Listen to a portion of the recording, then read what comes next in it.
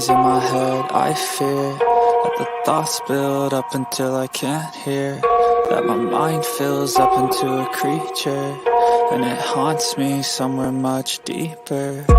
Anxiety, filling up every space, no privacy. And silently, it could build and build until you finally see, whoa, it's taking over, damn no closure, moving closer. No exposure, I just wanna be a loner. Some can't stay sober, looking over all their shoulders, like moving boulders just to get out of the home. It sucks, I've had enough, I don't wanna feel the stuck under the rug, all my problems that I shove.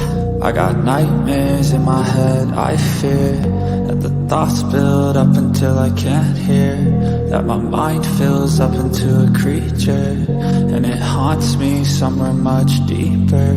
I got nightmares in my head, I fear that the thoughts build up until I can't hear, that my mind fills up into a creature, and it haunts me somewhere much deeper.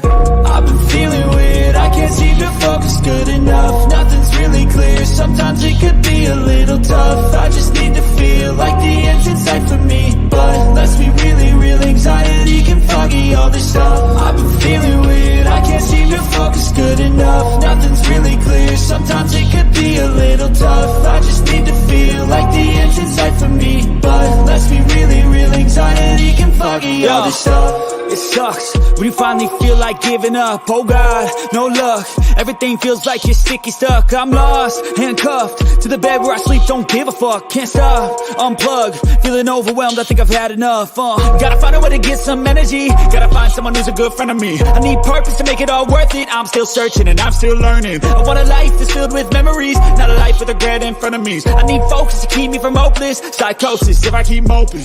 I got nightmares in my head, I fear that the thoughts build up until I can't hear, that my mind fills up into a creature, and it haunts me somewhere much deeper. I got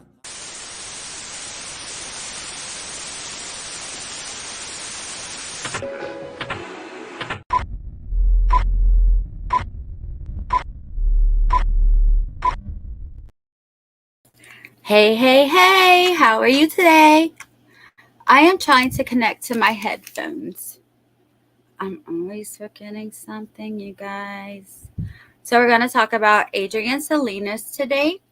But first, I saw an article about Lori in Arizona, so I wanted to read it to you guys.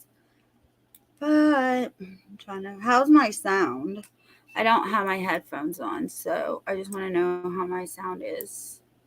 Hey, Lori, I see you got my email, honey. Cass, how you doing? I'm trying to connect my stupid... Okay, here they go. I'm connected now. All right, here we go. Now we ready. All right, guys, I'm just going to start, okay? Because I'm always missing supper. Okay, so can y'all see this? Let me make it bigger. Hold on 1 second. Okay. Thank you, Lori. All right. So this says Sheriff Paul Pinzone discusses possibility of holding Lori Vallow Daybell in Valley Jail, and they call Phoenix and surrounding areas the Valley. Maricopa County jails deal with dangerous types on a regular basis, but Sheriff Paul Pinzone knows Lori Vallow Daybell won't be a typical case if she's extradited to face charges in the Valley. Her story gets a lot of coverage, and it's horrific, Pinzone told KTAR News 92.3 FM's Arizona's Morning News on Thursday. But I could tell you, unfortunately, we've got a handful of folks that are in our custody right now that their circumstances aren't a heck of a lot of different. Pinzone expects his staff to maintain constant professionalism, though he acknowledged an inmate like the so-called Doomsday Mom would be a different beast. Obviously, due to the fact that this is extremely high profile, it's going to garner a lot of attention. It will create a little bit of I don't want to say unrest, but there will be an energy to it that's not always positive. So we'll be overly conscientious about the circumstances, he said. Holy. Vallow Daybell was sentenced last month to life in prison in Idaho for her role in the deaths of her two youngest children and a perceived romantic rival. The case includes bizarre claims that Vallow Daybell's son and daughter were zombies and that she was a goddess sent to her usher in the biblical apocalypse. As a result, headline writers started calling her the Doomsday Mom. With the Idaho case complete, the Maricopa County Attorney's Office is moving ahead with plans to prosecute the Vallow Daybell on 2 counts of conspiracy to commit murder. County Attorney Rachel Mitchell said Wednesday her office has completed extradition documents to be signed by Governor Katie Hobbs. And she's the reason Lori won't get the death penalty. Mitchell said the extradition process should take several months. She anticipates that Vallow Daybell will be in Maricopa County Sheriff's Office custody by the end of the year. What is Lori Vallow Daybell accused of in Maricopa County? A Maricopa County grand jury indicted Vallow Daybell in 2021 on a charge of conspiring to kill her 4th husband, Charles Vallow. Police said Vallow Daybell's brother, Alex Cox, shot and killed Vallow on July 11, 2019 in Chandler. A second Valley indictment unsealed in May of this year charged Vallow Daybell with conspiring to murder Brendan Boudreaux, her niece's ex-husband. Police say Cox shot at Boudreaux and Gilbert on October 2, 2019, but missed. Cox was never charged and died later that year on what authorities determined were natural causes. I thought he went to jail or was charged, but because he joked about it on his comedy skit. If extradited, Vallow Daybell wouldn't be the first high-profile female inmate held at a Valley jail. In 2013, Jodi Arias was found guilty of murdering her ex-boyfriend in Mesa 5 years earlier. She was sentenced to life in prison in 2015, ending a case that drew years of national and global media attention. Penzone said the Arias case brought energy into the space that normally doesn't exist, but didn't change how jail staffers perform their work. They understand the focus is just on doing the job right away and handling people no different one from the other, treating them with respect, handling the business, but not tolerating any bad behavior in circumstances that undermine our ability to run a safe and sound jail system. So now we know what the sheriff of Maricopa County thinks. Where's Sherry? She was supposed to come up here. Let me text her. I know her internet had went out. They were having a really bad storm. But she was going to come up here because she is actually from the same city that Adrienne Salinas went missing from.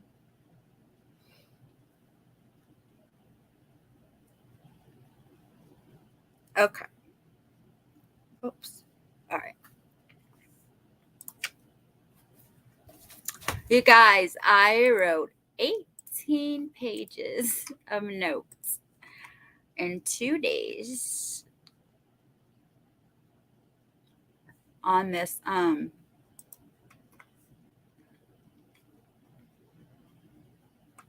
right. Hey Avery, you want to come up on panel? I know you're the one that told me about this case. I don't know if you can or not, but Sherry was supposed to come up here when I talked to her earlier. Her internet was out. They were having a bad storm. You guys, when monsoons come, they just come, and the wind is so crazy. Like, could be hurricane force wind sometimes. Anyway, so their internet, just like ours was yesterday, now hers is out. But anyway, I would like for you to come up if you can. We're going to talk about Adrienne Salinas. She was born November 5th, 1993. She was 19 years old from Tempe, Arizona.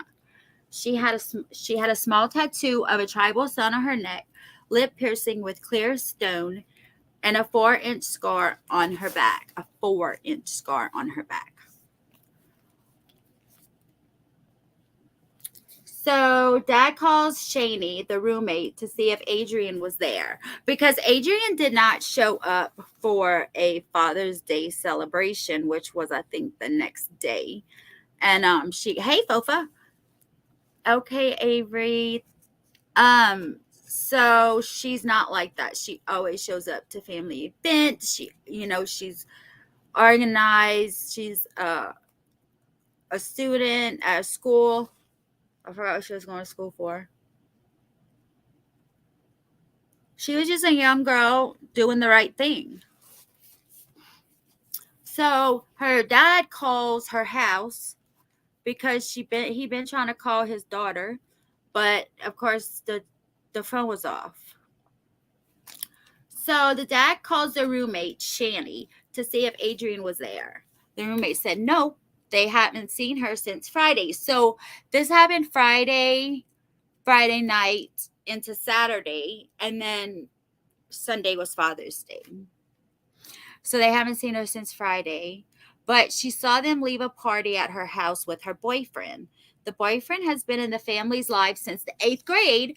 So the dad does not think, well, the dad is 100% positive the boyfriend isn't involved in any of this because he's been in the family since they were both in middle school, 8th grade. So then he calls the boyfriend. She's not there. He did tell the dad that they got into an argument at the party because she was jealous. So the boyfriend's name is Fran and the dad's name is Rick. Hey, Slipper Sloth, how are you? So Fran told the dad that they got into an argument at the party because she was jealous that he was talking to the other girls. There was way too much chaos at the house, drinking, and a young kids party. She did go to school. So there was too much chaos in the house.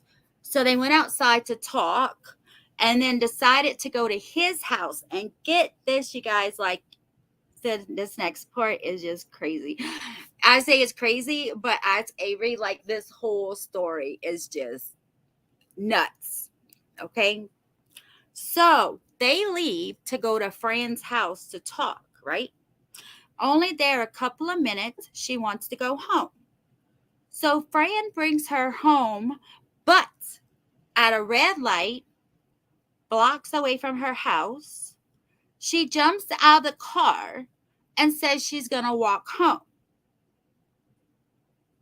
So then he just drives home. Not follow her, he just drives home.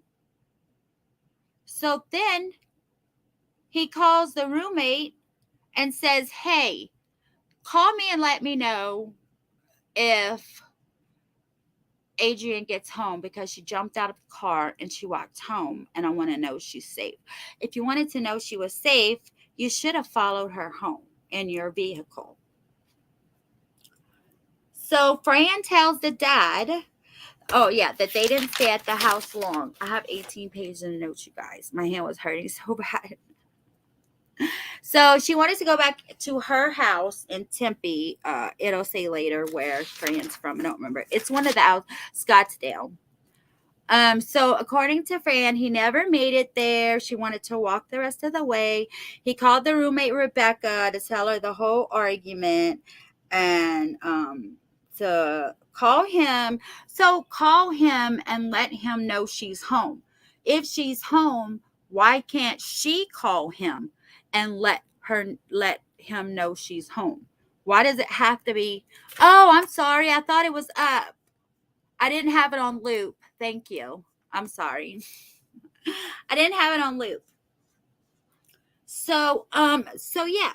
So then he goes back home and he's like, Rebecca, when she comes home, can you call me and let me know she's safe? Why can't Adrienne call you when she gets home? Why does it have to be the roommate? Well, she does come home, but long enough to charge her phone, grab some clothes, and leave again. Her roommate saw her leave this time. She said she was going to stay the night at Fran's house, right? So the dad's still trying to get in touch with his daughter. And he can't get in touch with her. He called the roommate. He called the boyfriend. He's out of his head right now. So he hangs up the phone and he drives straight to Adrienne's house. And when he gets there, Rebecca was there. And she said, yes, I did call Fran because I did see Adrienne come back about 3:30-ish, just like Fran said. But Rebecca added something interesting. She said, just like I said, she didn't stay long. She charged her phone, packed a bag, said she was going to stay at Fran's house and left. Sorry. I had to take a sip of drink. So she packed a bag and she left to go to Fran's house. Now, keep in mind, she's leaving this party. There's absolutely positive. There's absolutely, definitely, I'm going to say, in my opinion, alcohol there, period. So how much alcohol she had, we don't know. How much alcohol Fran had, we don't know. But she got in her car to drive to Fran's, and she doesn't make it there. She gets into an accident, right? But before we get into that, let me finish telling you this story. Okay, so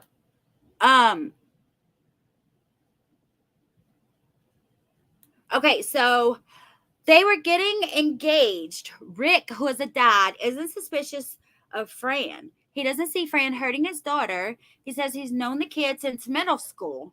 So the dad calls Tempe Police Department, and they agree to meet at Adrienne's house to make the report. When they get there, things get more confusing, as if it couldn't. But wait, just wait. Rebecca said she left to go to Fran's house. When they look, Adrienne's car is actually gone. But when they go in her room, they see car keys and purse. They all know she didn't have a spare key. Are the roommates caught in a lie? Or are they just as confused as everyone else? If they wanted to lie, though, when they say she had a spare key, or would they say she wasn't even home at all?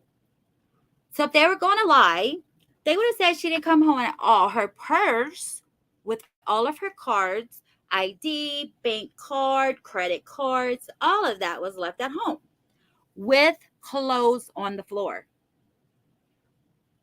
The clothes on the floor were the same clothes she was wearing that night at the party. And she was wearing that night whenever she charged her phone, packed a bag, and left. And Rebecca saw her leave. She left with those clothes on. And now they're on the floor of her room with her purse and her keys.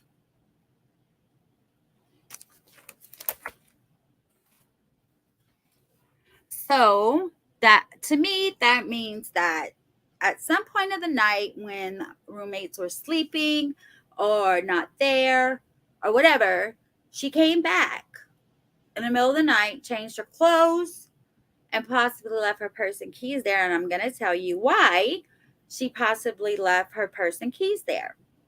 Oh, wait, Fofa. Oh, wait. Okay. So she left her purse and her keys, and her car was gone, right? So it's like you said, Fofa, it's not adding up. It's like there's a huge giant piece missing out of the puzzle, right? But later that day, investigators come across a 911 call from the night Adrienne went missing. That actually could be the missing piece of the puzzle, right? It could be the key to finding out. Around 3:45 Saturday morning, and all of these times, are a.m. 3:45 a.m. Saturday morning, a woman called 911 to report a car driving erratically.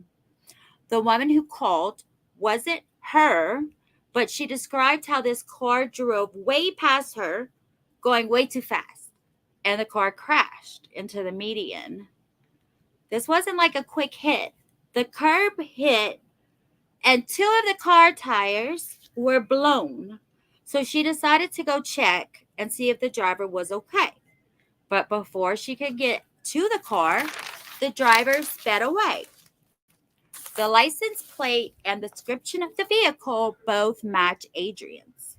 So the question now is that the vehicle was long gone when police got to the crash. No idea what was going on. No one saw it. Since we know Adrienne left with Fran at 2:40 a.m., Rebecca saw her come home at 3:30-ish. Finally, the 911 call comes at 3:44. Less than a few minutes, she's leaving with a bag. After hearing this, Sunday evening, investigators put out BOLO for Adrienne's car. So the dad and the boyfriend were always out putting up flyers in parks, on poles, everything else.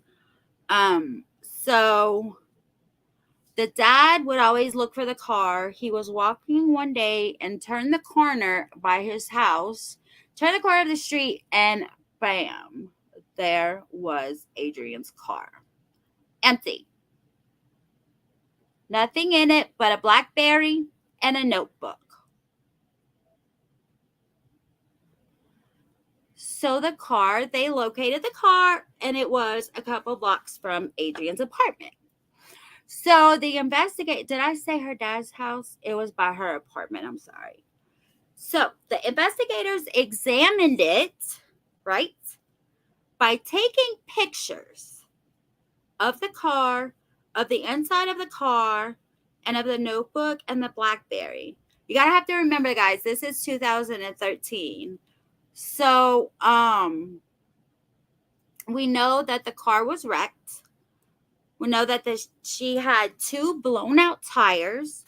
So she drives into the median and she leaves, like the lady called 911 says. She leaves and drives a little bit as far as she can, and then a few blocks from her house. She couldn't go anymore, so parked the car and allegedly, allegedly walked home. And that's when I think she went back home, changed her clothes, left her purse and her keys, her purse, and her BlackBerry because it was in the car. What you having for lunch, Cass? So they take pictures, right? They don't take the evidence. They don't go any of it, right? They just give it to the family and they documented it. So the police department requested information from Adrienne's phone that evening, the same day. They obtained what is called an exigent warrant, exigent records. Do y'all know what that is? FOFA, Avery, Never Silent. Have you ever heard of an exigent record?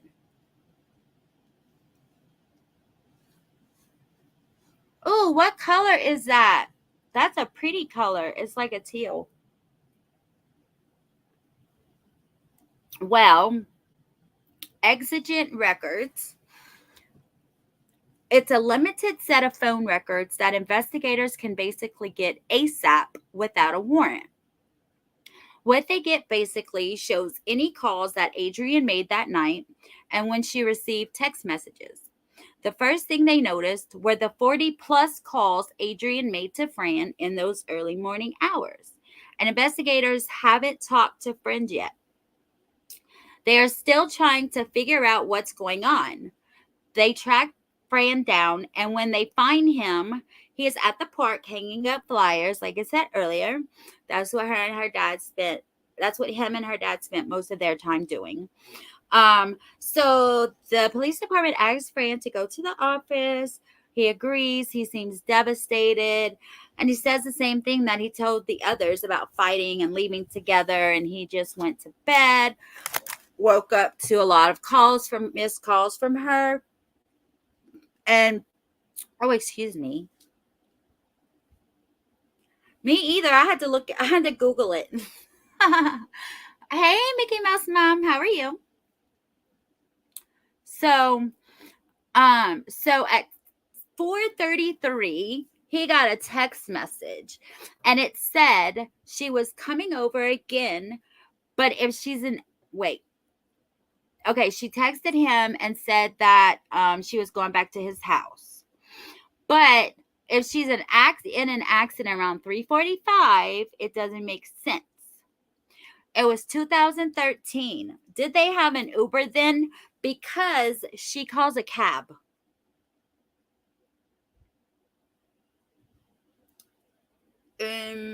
Oh, Fofa, I wanted to know if you knew what an exigent record was.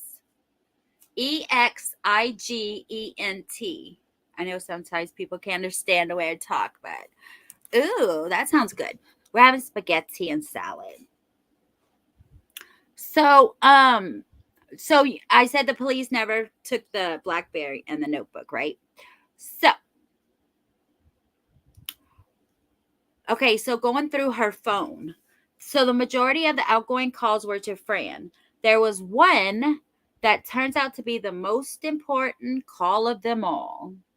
And I agree. This call was made about 4:20 a.m., my favorite time of the night. 25 minutes before she sent that text message to Fran saying she was on her way back.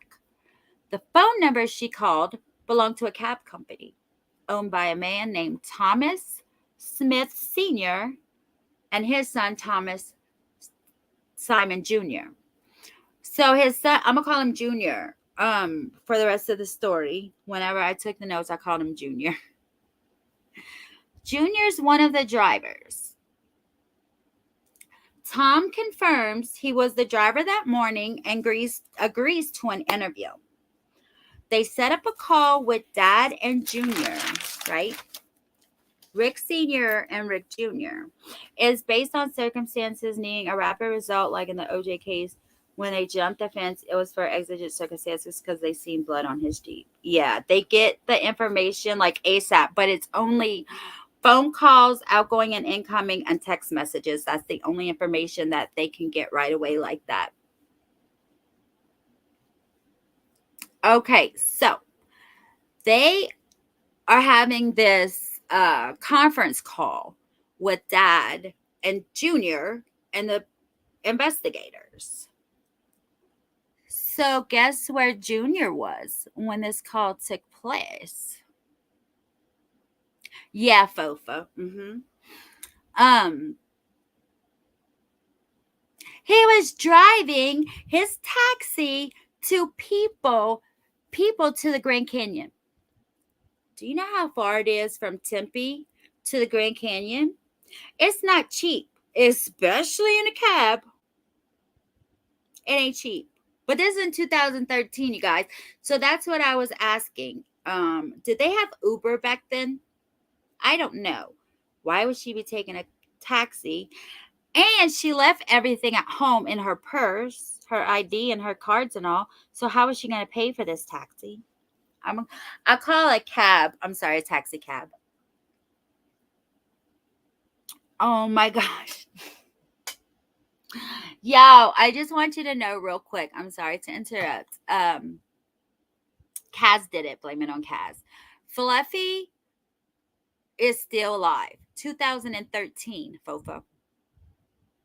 Fluffy is still alive. She's breathing. She can't pull her body with her whole body is a tumor.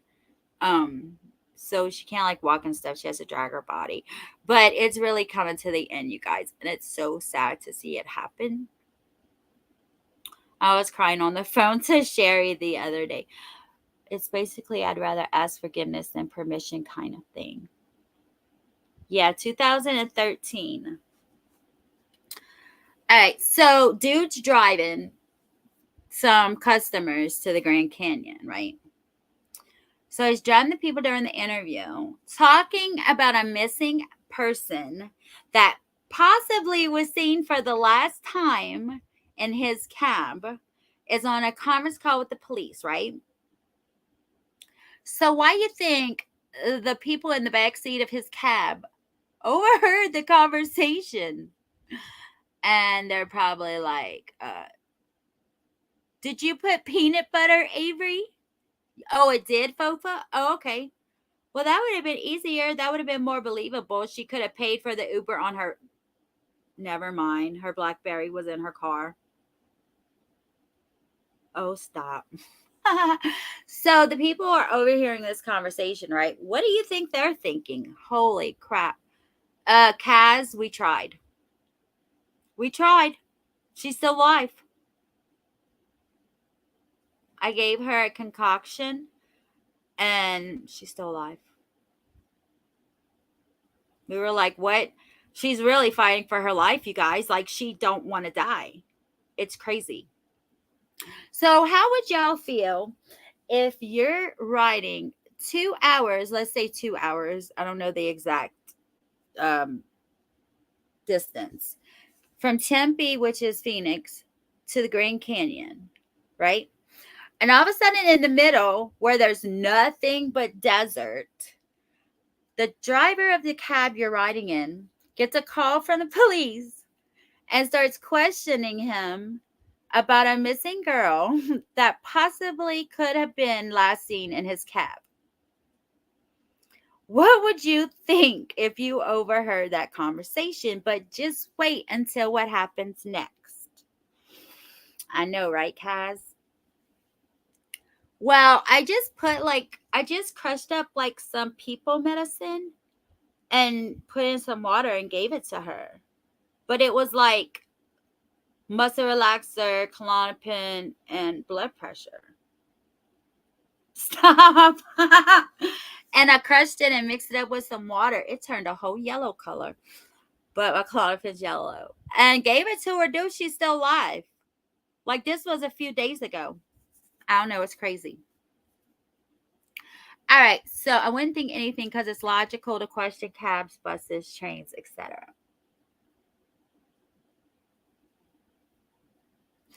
Okay. So Tom says yes. He talked to Adrienne on the phone that morning and agreed to meet her at the AM PM by her house. I never saw AM PM until I moved here to Tucson. What, Avery? Let me find out Jaden's dad was caught on fire. Oh, never mind. It's the other way around. That's crazy. Send me the article. Holy crap. I need to do an around the world, you guys. There's so much crap going on now. I have so many emails with stuff to talk about. So, when the cab driver talks to Adrienne, right? He tells her that he's not close to the AM PM. He is close, but he's not there. He's dropping off another customer. I want to say client. And he will be there shortly. And she said that she wasn't there yet. And he said he would be about 30 minutes. And she says, that's okay. I'll just wait. And as he got close, he called to her to confirm the ride again. She said she wasn't there yet, but she was gonna start walking. Walking from her house. I think the AM PM is like a half a mile. So when Tom pulls into the parking lot minutes later, Adrienne was not there. He parks, waits a bit, then calls her a couple of times with no answers. He said he got out of the car, smoked a cigarette, waited about 10 minutes. He figured he got stood up like it was a date or something, got stood up. So he left. He finishes his night, drops off the car to his dad's house, dropped off the money, went home, and went to sleep. Adrienne's phone records match what the cab driver said. And surveillance video. They see the cab in the parking lot, and nowhere in sight did they see Adrienne. Within days. Oh, really? How did he put gas on her or something? Oh, man. Body burns are the worst thing. So a couple of days after this, the cops get a tip. You'll never guess who the tip was from. It was from one of the people that was in his back seat driving to the Grand Canyon. Hold on, you guys. I need to sip on my Coke. This is a lot. Oh, man. I hope she makes it, Avery. You guys, this is why I had to get out. I would be the same place as these ladies. So the cop gets a tip from the Grand Canyon dude, right? So the Grand Canyon dude was weirded out by the whole situation. That's why I asked how you would feel if this happened. But they weren't just weirded out by the phone call, but it's what happened next that they were weirded out by the most. So after he got off the phone with the police, he was just acting sketch. He was stressed out. When he got off the phone, before they got to the Grand Canyon, he gets off on side of the road in the middle of nowhere, goes in his truck, rifles through his truck, and picks up a hacksaw out of his truck. Then he starts mumbling to himself, saying, "Hey, how did that get in there?" He was asking himself, how did the hacksaw get into his trunk? While he has these customers in his car in the middle of nowhere, driving them to the Grand Canyon. Now would you be weirded out? Now would you be thinking something crazy? So I'm thinking like, dude, these people just heard you on the phone with the police asking you about a girl that was missing that you could have possibly seen last. And then you're going to stop the car in the middle of nowheres. Thanks, rapper. Yeah, Fofa. So, yeah, in the middle of nowheres and goes in the trunk and mumbles, "Thanks, rapper. Have a great night." Oh, I'm telling you, have a great night. That's what you just commented. Okay. So, to me, that just gives like, was he trying to have a witness of the hacksaw? Him saying, "How did it get in there?" I don't know. It just crawled in on the back of Avery's mouse.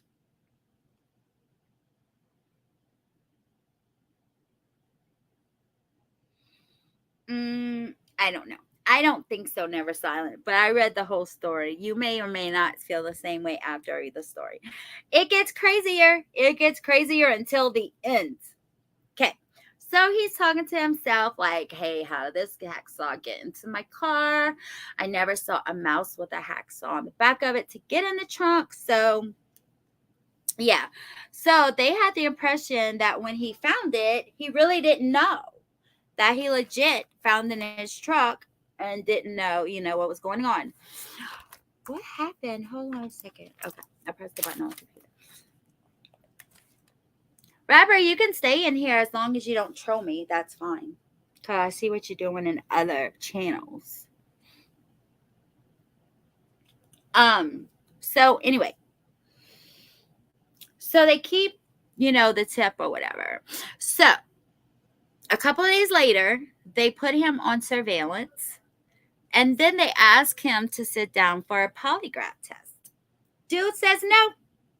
Nope, not taking a polygraph test because I don't believe in them. So, he doesn't have a past, but his dad does, right? So he tells the people, "No, I'm not taking a lie detector test." Yeah, okay, whatever. So he lawyers up.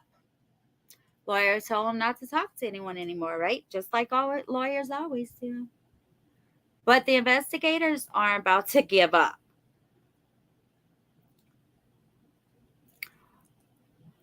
Investigators aren't just about to let him clam up. So they're not going to let him get away, clam up, possibly get rid of the hacksaw that's already probably gone.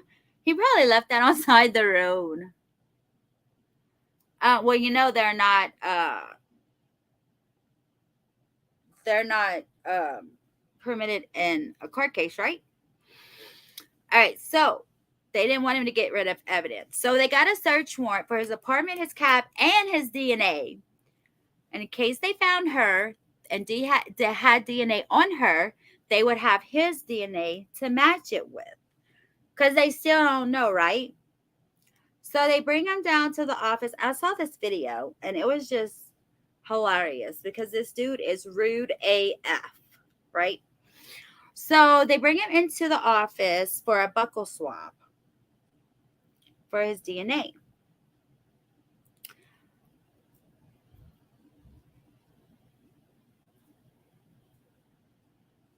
I can't read my hand right now. So they bring him down for the buccal swab, which provides investigators a chance to see if maybe he'll talk. Also, just to observe him. So he's shirtless, he's shoeless, and he starts playing hacky sack. When investigators go into the room, he acts like a child. This is while he's in the room waiting for the investigators. He's playing hacky sack. So they say that he acted like a child, and they blame it on because he got bullied by teenagers, and he gets very angry and embarrassed, like his feelings got hurt. Just odd for a grown man. Oh yeah, service, please. He was at the police department. They take you naked. They don't care. Yes, that's it. Not admissible. I'm telling you, Avery sent me another story. And I'm like, hold on, I have this story in my head right now. I can't listen to nothing else. So he's playing hacky sack, right?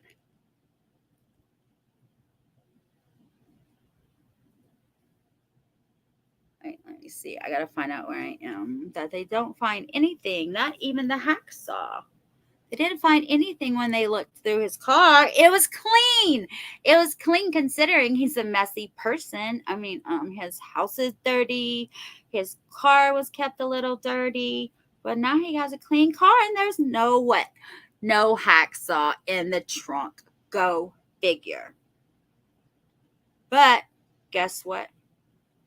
2 weeks later, he's back on the police's radar. Because they get another tip. A woman calls the police and says that her cousin worked for the apartment complex that Rick Jr. lived at. And the woman says,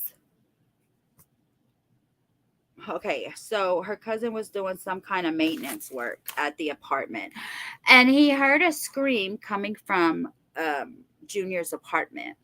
To him, it sounded like someone had their mouth covered. It sounded like a muffle.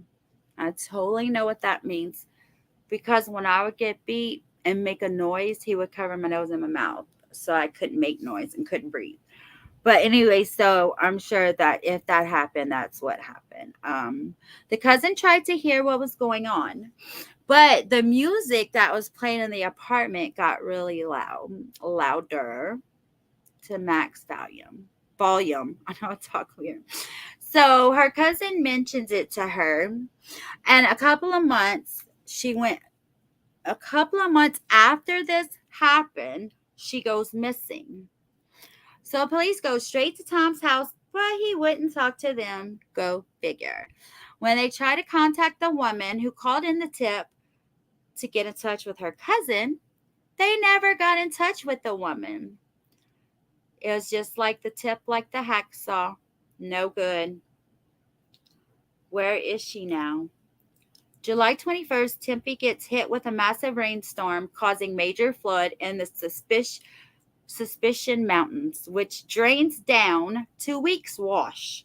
There's enough flooding to uproot trees and move cars, and to also unearth a dead body. On August 16th, investigators from Tempe get a tip that they have gets a call from Apache Junction has jurisdiction over the majority of Weeks Wash. So they have jurisdiction over this part of the wash. And they tell them that the owner of the wash discovered a female body. From Tempe to where she was found is about 40 minutes. Cause of death could not be determined because her body was out there in the flooding. and the length of time she was out there, the body was too decomposed to tell just by looking at her. The remains are not whole when they are found. She was found without a skull. It could be from decomposition or animals. It doesn't necessarily mean she was left that way. August 9th was the autopsy, and they found out what expert. Okay, and they found out what expects the body is confirmed as Adrienne. By the 15th, they knew. The forensic pathologist isn't able to determine a cause of death because the remains were too decomposed. So without that and more info, he classifies the manner of death as undetermined. It isn't clear when the case became a homicide. They say August 15th they did, but then they decide on August 16th that it's undetermined. The investigation had to be called off due to the extreme heat and rattlesnakes. You have to remember, this is in August. It's like the hottest part of the day. I have it written down. I have so much written down in my head. Yes. It's a suspicious death from the Superstition Mountains. So they had to call off the search because of the rattlesnakes and the extreme heat. And the worst part is it doesn't give them any information on her disappearance or her death. They can't tell how long she was out there, but the pathologist said that the condition of her remains are consistent with that amount of time she had been missing. Investigators searched the boyfriend's phone and they found something suspicious. Around the time he said he went home and went to sleep, his phone is shut off and it stays off for 12 hours. Wait, is that Fran or is that Rick?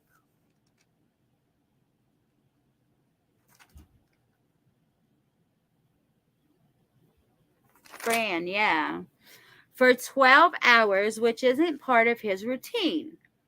Even as suspicious as Tom is, investigators are no further determining what happened. February 2015, yeah, right.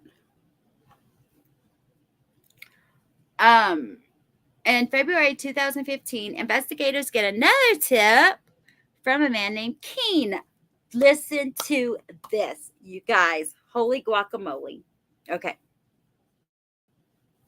So this dude that calls in the tip, his friend's name is Keen, and he thinks that the people should look into him because he was just arrested to be an alleged serial killer. His name is Brian Patrick Miller, and he goes by the Zombie Hunter. So just a month before, he had been charged with a couple of murders in Phoenix. They were of young women he abducted early in the evenings. This was in the 90s, and Keen was outraged by his friend's arrest. When Brian was arrested, Keen was sure he was not a serial killer. This makes... Oh, I wanted to look at his social media, but it's been so long because he was in jail before 2013. So the more that Keen looks into this Brian, his friend, right? He looks into it to see if Brian had anything to do with it. He has a history of violence. One of the women were decapitated that he killed. On social media, Brian put... Where did he put it?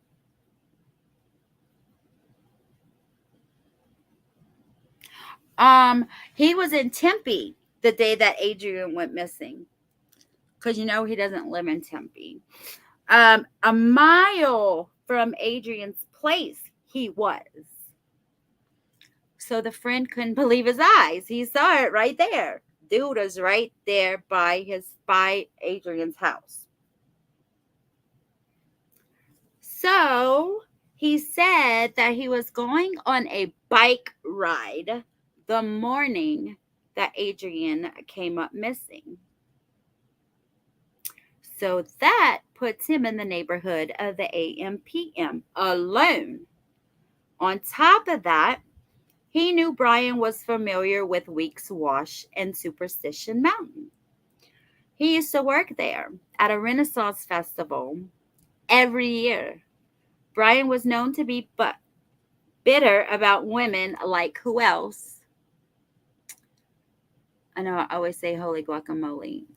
Who else was known to be bitter about women? Brian Kilberger, right? So he vented a lot about the women and how he's bitter towards them, and he drives around in an old cop car that's splattered with fake blood and drives it around because he's known as the zombie hunter. Keene thinks it might be too many coincidences. He's called a serial killer because they believed he killed another woman from a confession by his wife, but they aren't able to connect anything with her death. There was no evidence with a knife from bone damage, and he used a knife to kill his other victims. And his phone shows he was nowhere near Weeks Wash around Adrienne's disappearance. So this remains a mystery, and no one is ruled out. July 2022, they were actively working the case and following new leads. And if you have any information, call 1-800-CALL-FBI or Tempe Police Department at 480-350-8311.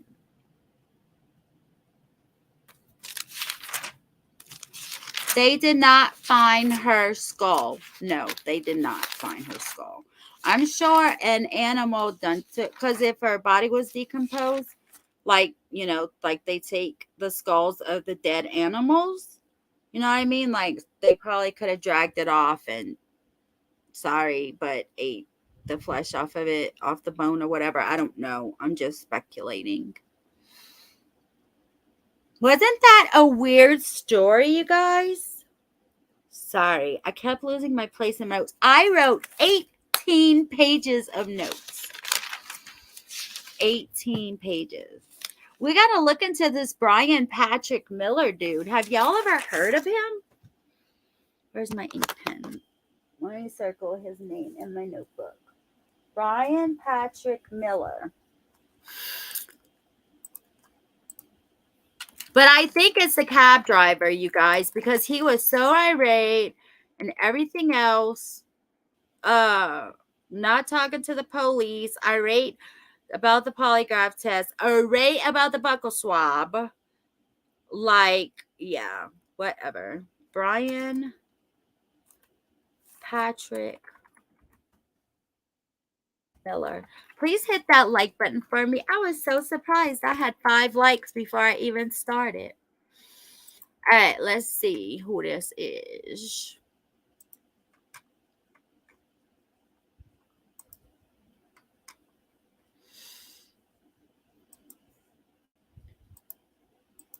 It is sad. Thank you for bringing it to my attention because it was crazy. All right, let's see who this man is right here. Oh, I pressed the wrong button. So Avery, I don't think you was here in the beginning. Maricopa County Sheriff said, "I'm waiting for you, Lori Vallow. We ready for you," he said. Our people are ready for you. We've already had high profile case with girl there, Arias. She's over there. They waiting for you, girl. They said she'll probably be extradited by the end of this year. So, oh, look, Maricopa County. A man convicted of sexually attacking and fatally stabbing 2 young Phoenix women in separate killings in the early 90s was sentenced to death by a judge Wednesday. And this is 2023. He refers to himself as a zombie hunter, was convicted in April on 2 counts of first-degree murder, kidnapping, and attempted sexual assault.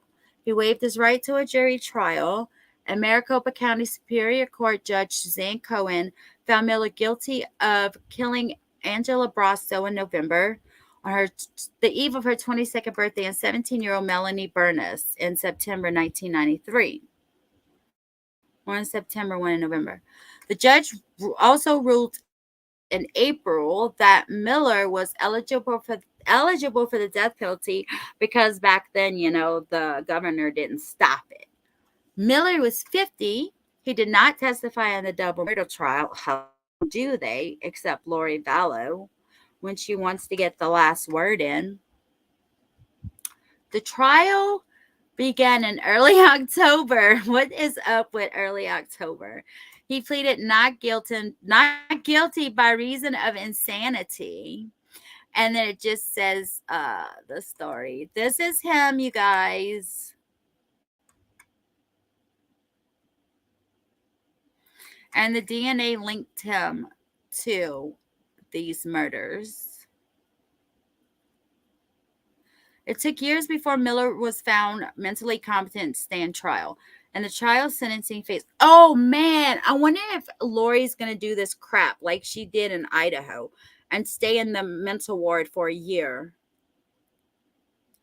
It took years before he was found mentally competent to stand trial. In the trial sentencing phase, Miller's attorney pleaded with Cohen to show mercy and give him life in prison. You didn't give them women mercy. Get out of here, dude. Anyway, that's crazy. I never heard of the dude either. Oh, I didn't put it up on the board. I'm sorry. It was just a little picture of him. Let me see if I can pull it up again. Brian. And why they got to be named Brian? Don't know. I didn't put it up on the screen. My bad. All right. I didn't take the video off of that. Could be why. All right. There we go. That's the girls.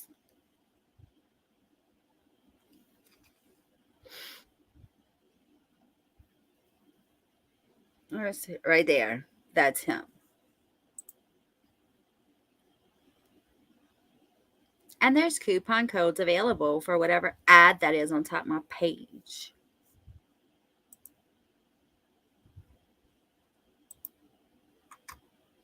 So, yeah, he tried and tried to hold off the inevitable by not being competent to stand trial.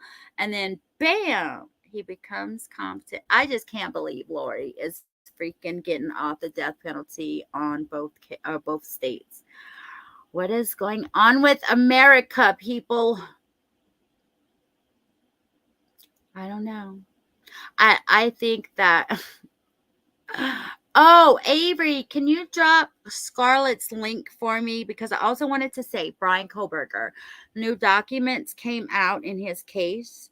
I'm not going over that case. So if you want to watch it, Lost Souls True Crime is my favorite Brian Koberger creator. I'm going to drop the link for her channel. Most of you are already subscribed to her, but if you're not, I would subscribe to her if you want info on Brian Koberger. And yeah, Avery's going to drop the link. Oh, yeah, she's not going live tonight, but you can still drop the link for them to sub, right? Forgot she's not going live. What am I going to do tonight? I guess I'm going to listen to that other podcast and write more notes. Okay, guys, thank you so much for being here with me and not chatting with me. Lori, where did you go? Avery, where did you go? Fofa. Everybody were never silent. I know y'all in here being quiet, but it's okay, people. It's okay. I still love y'all. Only if you hit that like button. Girl, I didn't even get it on. Oh, yeah. Yesterday's appointment was for the echo, not the monitor. That's the 22nd. And Friday, I go for the ultrasound on my heart and my neck. My mom reminded me about that. I didn't even remember. So, anyway, that's that. That's the story of Adrienne Salinas. Tell me what you think. Tell me who you think did it. Was it the boyfriend? Was it the cab driver? Or was it Keen? You tell me what you think. There's Cass. Y'all have a good night. It's time for some spaghetti.